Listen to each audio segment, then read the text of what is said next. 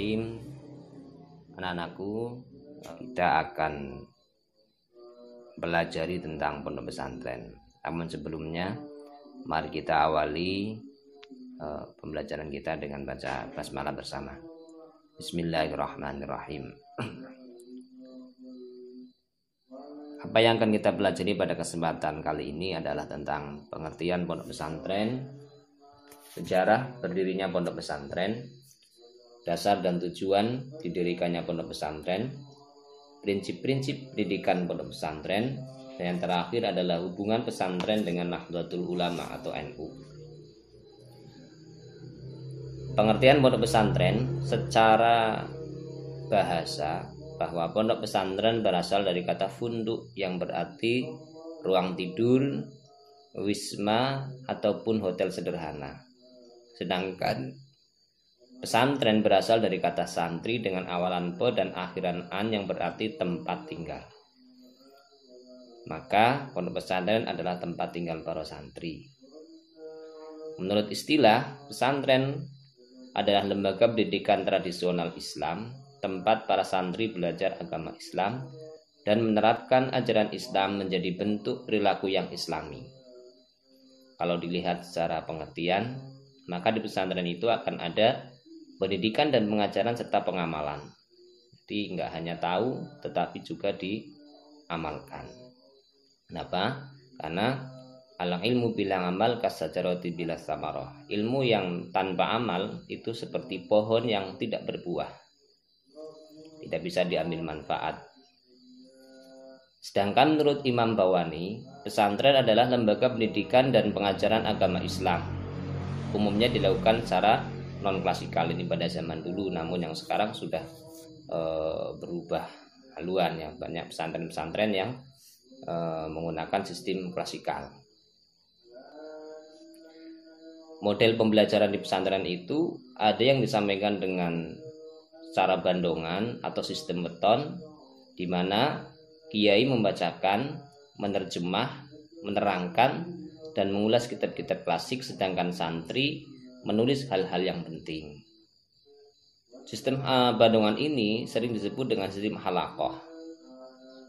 Selain bandungan juga ada menggunakan sistem sorogan, di mana para santri membaca ulang teks atau kitab yang telah dipelajari atau hafalan yang telah dilakukan, baik di hadapan kiai maupun di hadapan para sesama santri yang lebih senior.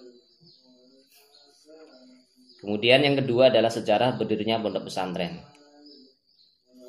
Pondok pesantren itu didirikan oleh seorang ulama besar, yaitu berjuluk Syekh Maulana Malik Ibrahim, yang disebut juga dengan istilah Syekh Maghribi, yang disebut juga dengan Sunan Gresik, karena beliau disebut sebagai Sunan Gresik karena berdakwah di wilayah Gresik, Jawa Timur. Beliau juga terkenal sebagai spiritual father atau bapak spiritual para wali. Hal ini disebabkan karena Syekh Maghribi menurunkan generasi yang ahli dalam agama Islam dan terkenal dengan sebutan Wali Songo, yang kemudian dikenal berperan besar dalam menyebarkan agama Islam di tanah Jawa.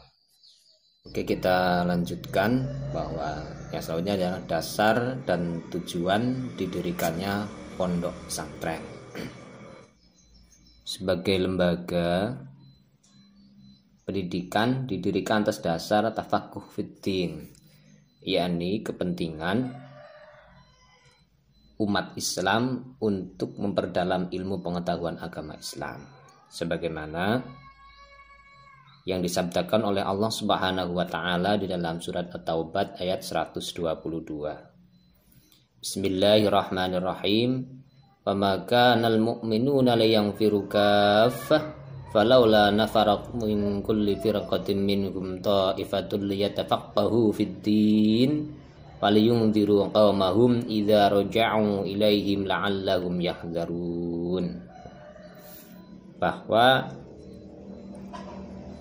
maksud dari ayat tersebut adalah, dan tidak sepatutnya orang-orang mukmin itu semua pergi ke medan perang. Mengapa sebagian di antara setiap golongan di antara mereka tidak pergi untuk memperdalam pengetahuan agama mereka dan untuk memberi peringatan kepada kaumnya apabila mereka telah kembali agar mereka dapat menjaga dirinya. Yang perlu digarisbawahi dari sini adalah sebagian dari kelompok umat Islam itu dari masing-masing golongan dianjurkan untuk memperdalam pengetahuannya tentang agama. Tidak semuanya harus pergi ke medan perang, tapi harus ada sebagian yang perdalam agama, kemudian nanti telah selesai perdalam agama, dia kembali ke kampung halaman untuk memberikan peringatan kepada dirinya dan kepada orang lain, yaitu dalam arti didakwahkan kepada orang lain.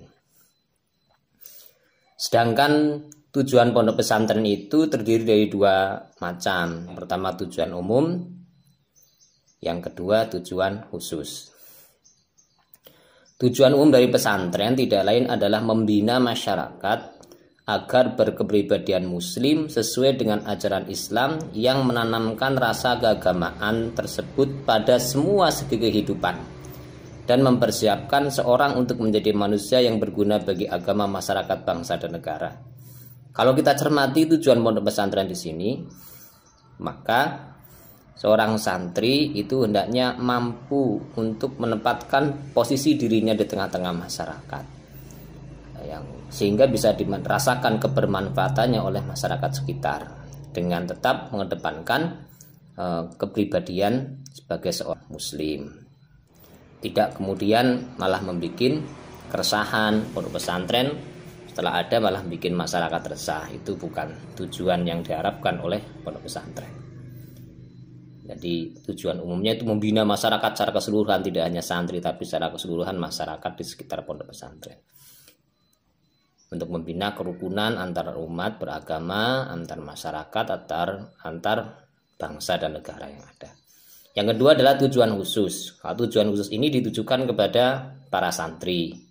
Yang pertama, para santri diharapkan mampu menjadi seorang muslim yang bertakwa kepada Allah, berakhlak mulia, memiliki kecerdasan, keterampilan, dan sehat lahir dan batin sebagai warga negara yang berdasarkan Pancasila. Jadi santri itu harus bertakwa dan berakhlakul karimah, sebagaimana Nabi kita bersabda, "Innama bu'itsu liutammima makarimal akhlak." Bahwa Nabi diutus itu untuk menyempurnakan akhlak. Maka pendidikan di pesantren itu ya selain memperdalam ilmu pengetahuan, juga lebih menitik beratkan kepada pendidikan akhlak yang mulia. Karena ini melanjutkan apa yang diperintahkan Nabi kepada para umatnya. Itu dengan apa? Dengan mengedepankan akhlakul karimah. Jadi tidak selayaknya seorang itu berakhlakul mazmumah. Yang kedua, mendidik santri menjadi kader-kader ulama yang berjiwa ikhlas, tabah, tangguh, dan mempunyai jiwa wira swasta, dengan tetap mengamalkan syariat Islam secara utuh dan dinamis. Jadi selain sebagai seorang yang rajin menuntut ilmu, maka nanti diharapkan para santri yang sudah memperdalam ilmu di pondok-pondok pesantren itu mampu menjadi seorang dai atau mubaligh atau seorang pendakwah. Artinya pendakwah adalah mengajak kepada kebaikan dengan berdasarkan keikhlasan, terus kemudian tetap tabah, tangguh, bisa bertahan di segala situasi dan kondisi. Yang ketiga, mendidik santri memiliki kepribadian dan semangat kebangsaan agar dapat menumbuhkan manusia-manusia yang bisa membangun bangsa ini, selain membangun dirinya, bertanggung jawab terhadap diri dan bangsa ini. Jadi nggak boleh seorang santri kemudian malah menjadi penentang negara ini, menjadi teroris. Nggak boleh. Santri itu ya bersinergi dengan unsur pemerintahan yang ada, bersama-sama membangun bangsa ini. Yang keempat, bahwa pondok pesantren itu mendidik santri menjadi tenaga-tenaga yang cakap dalam berbagai sektor pembangunan, khususnya pembangunan mental spiritual. Hari ini kita hidup di era modern, era milenial, di mana santri itu juga dituntut harus mengikuti era globalisasi ini, menjadi tenaga-tenaga yang cakap, kemudian mampu berkompetisi di dalam semua unsur-unsur bangsa ini, termasuk berekonomi, berbisnis, berwira swasta dengan dasar-dasar pengetahuan agama yang baik dan mental spiritual yang kuat. Yang kelima adalah mendidik para santri agar dapat membantu meningkatkan kesejahteraan sosial masyarakat dalam mensukseskan terwujudnya pembangunan bangsa dan negara. Di santri itu jangan malah menambah pengangguran. Di santri itu jangan suka nganggur, harus produktif. Harus produktif. Dengan kita berproduktif, kita punya sikap produktif, maka nanti kita secara tidak langsung membantu mensukseskan terwujudnya pembangunan bangsa dan negara ini. Yang selanjutnya adalah unsur-unsur pondok pesantren. Yang pertama, pondok pesantren itu terdiri atas 5 unsur. Yang ini menjadi ciri khas perbedaan pondok pesantren dengan lembaga-lembaga pendidikan yang lain. 5 unsur tersebut adalah kiai. Kiai itu sebagai figur sentral, seseorang yang memiliki ilmu pengetahuan agama yang tinggi, menjadi panutan, memiliki peran dan tugas untuk membimbing dan mengajar ilmu agama kepada para santri. Nah, kalau kiai di pondok pesantren yang salaf ini mempunyai karisma yang luar biasa. Bahkan santri ini adalah benar-benar menjadi figur sentral di pondok pesantren. Apa yang disabdakan itu adalah menjadi sabto pandito ratu. Yang kedua adanya masjid. Masjid itu di pondok pesantren atau musola itu berfungsi sebagai tempat untuk beribadah. Dan kadang juga difungsikan sebagai tempat untuk pembelajaran para santri yang ada di pondok pesantren. Yang ketiga adanya santri. Santri itu adalah para peserta didik yang menuntut ilmu pengetahuan agama kepada para kiainya. Dan mereka tinggal di sekitar pondok pesantren itu. Walaupun kadang ada santri yang mukim, ada santri yang colok. Dan santri ini adalah para penuntut ilmu yang berada di pondok pesantren. Kemudian yang keempat adanya asrama. Asrama itu ya katakan tempat untuk beristirahat lah, melepaskan lelah setelah para santri itu melakukan kegiatan pembelajaran dan kegiatan-kegiatan yang lainnya. Yang terakhir adalah adanya kitab kuning atau kitab klasik yang menjadi sumber pembelajaran para santri. Ini biasanya menjadi kurikulum, ciri khusus kurikulum pondok pesantren, di mana ada pondok pesantren itu sangat erat kaitannya dengan yang namanya kitab kuning. Selain 5 elemen pendidikan pondok pesantren itu, pesantren itu juga punya ciri dan pola hidup santri yang berbeda dengan komunitas lainnya. Ya, diantaranya adalah para santri dibiasakan hidup sederhana, baik dalam memenuhi kebutuhan hidup maupun fasilitas belajar. Kemudian nomor selanjutnya yang kedua, santri itu diharapkan berjiwa ikhlas.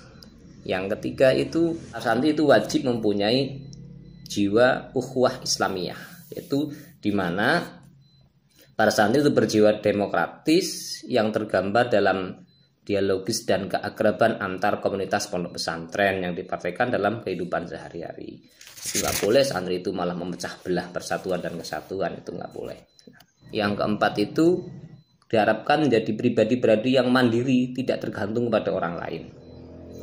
Yang kelima, para santri itu berjiwa bebas dan memilih alternatif jalan hidup untuk masa depannya dengan jiwa besar dan sikap optimisme dalam menghadapi segala problematika hidup berdasarkan nilai-nilai Islam. Jadi nggak ada paksaan santri ini harus jadi seperti ini, harus jadi kiai, harus jadi mubaligh, nggak ada. Biar mereka menentukan jalan hidupnya sendiri. Di pesantren adalah dididik untuk menemukan siapa dirinya, sehingga setelah menemukan siapa dirinya, para santri diharapkan mampu menjadi dirinya sendiri, bebas memilih alternatif profesi. Yang penting tetap berpegang teguh pada nilai-nilai Islam. Di pesantren juga ada rasa tunduk santri kepada kiai yang luar biasa. Bahkan semua perbuatan yang dilakukan oleh setiap warga pesantren sangat tergantung kepada restu kiai. Nah, ini yang tidak bisa ditiru oleh lembaga pendidikan lain. Kemudian kebiasaan untuk melakukan amal soleh, puasa, sholat malam, dan takarub kepada Allah, zikiran, mujahadan, istighosan, dan banyak yang lain sebagainya. Kemudian yang terakhir itu kedisiplinan sangat ditekankan dalam kehidupan di pondok pesantren. Karena istilahnya itu kalau nggak taat itu ditakjir itu langsung dihukum, langsung di sidang pengurus, kemudian dikenai sanksi tanpa melihat siapa dia, pokoknya diperlakukan sama. Yang selanjutnya adalah klasifikasi pondok pesantren. Pondok pesantren itu ada 3, yaitu pondok pesantren salaf, pondok pesantren kholaf, dan pondok pesantren perpaduan. Salaf itu ya pondok pesantren yang masih kurikulumnya hanya mengacu pada kitab-kitab klasik, kitab-kitab kuning, tanpa mengenal pengajaran pendidikan umum. Kemudian kalau pesantren kholaf itu ya pesantren yang sudah memasukkan pelajaran-pelajaran umum dalam madrasah yang dikembangkan secara klasikal. Kalau pesantren perpaduan yang ketiga ini adalah pesantren yang mencoba memadukan pesantren salaf dan kholaf. Pondok pesantren yang tetap mengajarkan kitab kuning namun juga mengadakan pembelajaran umum kepada para santri. Yang kalau di SMK Maarif 5 Gombong ini adalah pondok pesantren yang mengonsep pendidikan dengan pendidikan dipadukan. Jadi termasuk kategori perpaduan pondok pesantren antara salaf dan kholaf. Ini kalau yang ada di SMK Maarif 5 Gombong sebagai salah satu sekolah berbasis komunitas pesantren. Kalau pesantren